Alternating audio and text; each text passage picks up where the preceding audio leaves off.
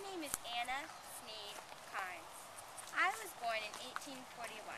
I am the daughter of Reverend Samuel K. Sneed, the former pastor of the First Presbyterian Church of Kirkwood, and his second wife, Rachel. Father's first wife, Nancy Willis Sneed, died in November of 1836. She was one of the first recorded burials in this cemetery. It was named the Oak Ridge Cemetery back then. Before the Civil War, I took a teaching degree from Monticello Seminary, which is now Lewis and Clark College in Godfrey, Illinois. From there, I went to Lexington, Missouri to teach in a private school until the Civil War forced the closing of the school. I was looking for a teaching position, and that's when I came to St. Louis and applied to the public schools. I was told I couldn't teach religion in the public schools, so I declined the offer and moved to Kirkwood. In September of 1861, without a cent or a foot of ground, I opened the Kirkwood Seminary. This seminary was located in a little cottage near what is now Harrison Avenue in Argonne. This was the first girls' private school established in Kirkwood, and 7 students enrolled on the first day. The 7 students were taught in a single room, a very small one, I might add. Enrollment in the Kirkwood Seminary grew that very first year from 7 to 25 students. Imagine having 25 students in a single, small room. I had an opportunity to run a more suitable space, and that's what I did for the next 3 years. But the difficulties which I was working under came to the attention of a group of men. Mr. Hudson Bridge, the manufacturer of stove and director of the Pacific Railroad, Mr. John Hoffman, a local builder, and Mr. A.G. Edwards, an investment banker. These gentlemen decided what I needed was a new school building. Mr. Hudson Bridge selected a site on the northwest corner of Webster Avenue, which is now Kirkwood Road, and Adams Avenue.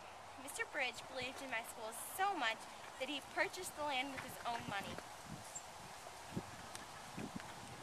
The school year continued to grow, and that required the addition of a second room in the following year. When the fall term opened in 1865, I employed my sister, Mary Sneed, as the second teacher. Another one of my sisters, Hattie Sneed, was added the following year. The school continued to grow, and I had to again consider expanding the building. My advisor, Mr. Bridge, felt adding more rooms was not desirable, and he suggested that a new 2-story building was built. In 1866, the new 2-story building with a capacity for 100 students was built. The school continued to grow, and in 1873, another building was added. After that, Mr. Hudson Bridge hired an architect to build an elegant stone masonry building. We moved the school into that building in 1881. In 1874, I married Mr. John G. Cairns, the architect who built the stone masonry home of the Kirkwood Seminary. With ample boarding faculties, students came to the seminary from many parts of the Midwest in addition to day students, representing many prominent families in the St. Louis area. I was pleased that so many people sought an education at my school.